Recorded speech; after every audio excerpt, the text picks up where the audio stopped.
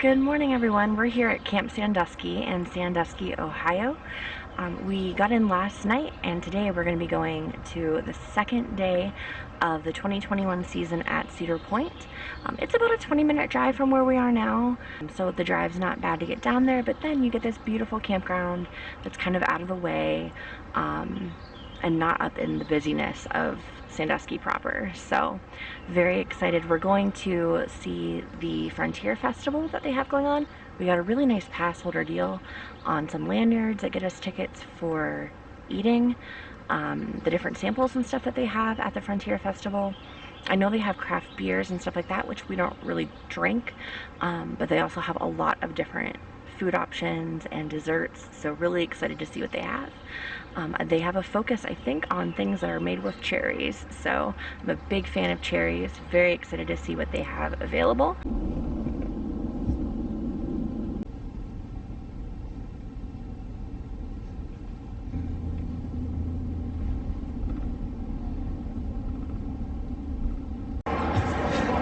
Well, you guys, it is a gorgeous day here in the park. It's in the mid-60s, so nice and comfortable, but it is busy here for sure. It's not as bad as I've seen it at its peak before the pandemic, but it's definitely busy. Even like the line for the Raptor, it's all the way wrapped into the queue, like at the very end here. So it's a busy day. I think a lot of people, now that some of these mask restrictions are lifting and stuff, people want out, and I don't blame them, we do too. So that's what we're seeing in the park right now. So here's a big change for you. Back in 2009, they added a water feature here, and there was like a splash pad. It's gone, and they instead have these like memorial stones on here instead. But you can see, like, this is where it was, and it's gone now. I didn't realize they were swapping it out. So no more splash pad. So this is part of Frontier Festival. It looks like these are the bands in residence throughout the festival. So we've got Justin Fabus, Mark Blomsteel, Thor Platter, 5J Barrel, and Rachel Lipsky. If anybody knows who any of those guys are, let me know. I'm sure that they're known maybe a little bit more in the country circuit. All right, Julia is up there with Everett because this is a little bit too spinny for me. But this is gonna be Everett's first ride on the Matterhorn. We're getting into the big people rides now, guys.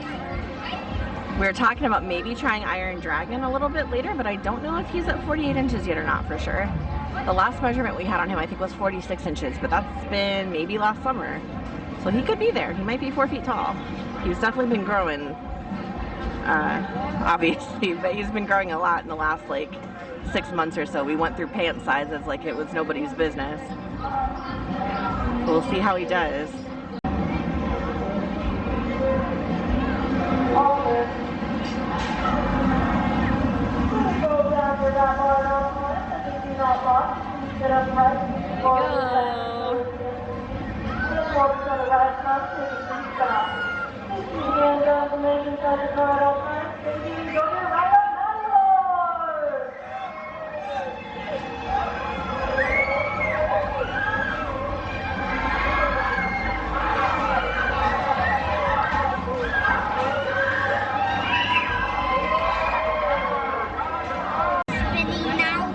You're okay? You're good? It was fun?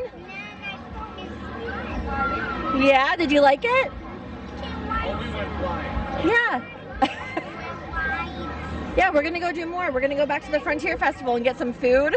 Okay? Now, I don't think that there's really any indoor live entertainment available yet. This is the Red Garter right here. And normally, at least once the season gets going, they'd have either live singers or live band and live singers. It just depends on the season, but they're definitely not open yet. So that's something I guess we'll see as we go here, if they chose to make those hiring decisions or not for live entertainment. But where we're going now is back here to the Frontier Trail. Yeah, I do. This is where we're going to be able to get our tickets, our lanyards in exchange for our tickets. for the Frontier Festival and all the tasting locations. So we're hungry. I'm ready for it. So a little wayfinding for you in case you're not familiar with where the Frontier Trail is. It's right here. There's Millennium's first hill. And it actually starts right there. You can kind of see that covered bridge. You go right under the tracks at Millennium Force. That's where the Frontier Trail starts. It goes back through some shopping and cute stuff. And then you get back into Frontier Town where you have like Maverick and the classic cars and some other stuff.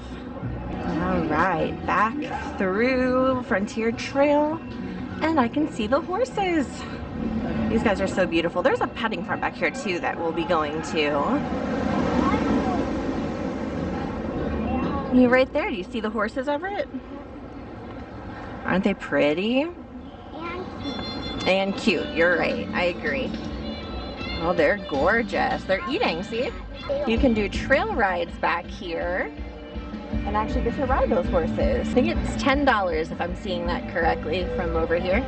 Okay, so I looked on the map for the Frontier Festival and it says that the location that we can exchange our tickets for our lanyards is Thunder Canyon Dry Goods.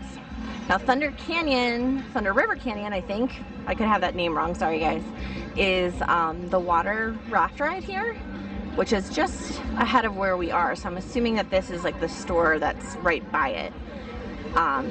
Anyone who's been here during haunt season knows that this area is usually completely filled with fog. We're probably gonna stop at the and super dark, and there are sliders. So that's where we are right now. It's back on the Frontier Trail, and if you peek right through there, that is the petting farm. I can actually see the camels from here. Through here towards the end of the trail, I'm a little confused because I thought for sure our ticket said that they had two different ticket pickup locations, that one was at the beginning of the trail and one was at the beginning of Frontier Town, but I may have just misread it. But here's Thunder Canyon here. So I'm imagining that the store for it should be really close by, and that's where we're gonna get our tickets. At least I hope so, because I'm feeling a little lost. Alright, so quick change of plans. The Frontier Festival doesn't start till 2. So we were walking back here thinking that we were gonna get lanyards and get started with eating and drinking and everything, and you can't do that just yet. So we're actually gonna go to the Chick-fil-A that's at the very back of the park. And see if the line back there isn't too bad. It's definitely busy here today, but the busiest part was when we were still at the front half of the park. The stuff back here isn't too terrible, the crowds aren't terrible. I will say a lot of stuff's not open though, so some of that I think is because it's the beginning of the season, but it just seems like maybe the staffing is an issue right now. So some of the rides aren't open yet, and a lot of the dining locations aren't open yet. So we're gonna go over to Chick-fil-A and see if we can get lucky over there and get something to eat and drink for lunch, because it's going on about 12:30 right now. It's time, we're hungry. Everett's definitely hungry. Huh? Yeah. Alright, let's go see if they're open. So the last time we talked, we were gonna get in line for Chick-fil-A. The line was over 2 hours long. So we lasted for about a half an hour before we finally decided that we were all getting a little bit too warm and a little bit too hungry and thirsty. So we left the park and went to one of the restaurants in town there. We just went to Olive Garden. Came back to the campground. We were just hanging out here for a while to kind of rest our feet a little bit and hang out. But part of the package that we got with the campground is to do the gem mining and then the pedal cart. So Mike took the kids on the pedal carts, and once they get back here, we're gonna do the gem mining. It's actually really cool. So with the gem mining, you get these bags of like dirt and sand, and they have an assortment of gems in them. They also gave us these little baggies to put the gems that the kids find, and then, sorry, it's really hard to do this one-handed with the wind blowing. There's the gem identifier cards, so they can get an idea of the treasures that they find in their bags. There's Everett and Julia on the pedal carts. Mike has the golf cart to kind of follow behind them so that they're not out there on their own, and so that he doesn't have to jog with them the entire way around the campground over and over again. So another cool thing that they have at this campground is right over here. They have bunnies, and not just one or two bunnies, but a whole bunch. of really cute bunnies. Hi guys. Hi bunnies. Earlier when the sun was out, that guy back there in the back, the little brown and black one, he was just like laying on his belly completely stretched out. Just having a good time relaxing. These guys are super cute. Hey. How was your pedal cart ride? Good. Yeah, was it fun? Yeah. Are you ready to do the gem mining? Yeah. All right. Okay. So which one of the trays do you want to use? You got to pick one of those. I can't really reach. Yeah, you can climb right up on there. Okay, sit down. Yep, sit down. I'm gonna open your bag for you, okay? Okay, so you're gonna dump your bag into the tray. Yep, dump it all in, right in there. Why is there something popping around? It's a little piece of a tree, honey, it's not a bug. Yep, dump it in there, dump it. Yep, good job, make sure it all goes in. There's more in the bag, see? Yep, you got it. All right, I'll take the bag. All right, now take your tray, turn it sideways and put it down in the water. Okay, now shake it back and forth to get all that dirt out of there. Pick it up and just keep picking it up over and over again until it cleans it all out. Yep, pick it up. Yep, keep going. Nope, put it in there, yep. There we go. Wow, I see some really cool treasures in there. There you go. Now, are you ready to look for your stuff? So turn it back sideways again. Yep, turn it the other way. Yep, set it there. All right. Easy, careful. I want to do it some more. Okay, go ahead, that's fine. Wow, look at those. If they've got dirt on them, just rinse them off in the water by themselves, bud. There you go.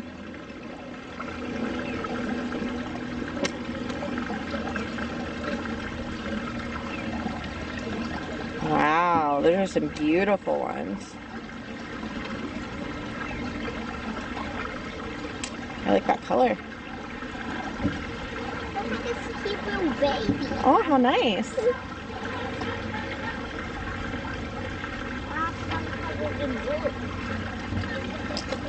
Look what ones Julie I got. Yeah. There's some cool ones. Just like Daddy would. Yep. Oh, My job to get. there we go. Say thanks. I thought it would not be safe. Would the water come back from the ice? No, it wouldn't come back if the gem went down. Huh. Look how many pretty gems Yeah, I you find got. anything cool? Oh yeah, he's got some neat ones in there. Wow. Yeah, put them in your bag. Yeah, I think that's a gem rock. Shake, shake, shake it. Okay, so we're, actually back home from the camping trip. And I kind of wanted to share some thoughts with you guys, I guess, as to our overall experience at Cedar Point. Unfortunately, we really didn't get to do a whole lot at Cedar Point on Saturday, so yesterday for us, today's Sunday. A lot of it, we knew that to expect crowds, right? So it's opening weekend, it was the second day they were open for the season. Mask rules are starting to become a lot looser, so people are more comfortable coming out. What I didn't expect though was just the overall lack of open options for food and for rides.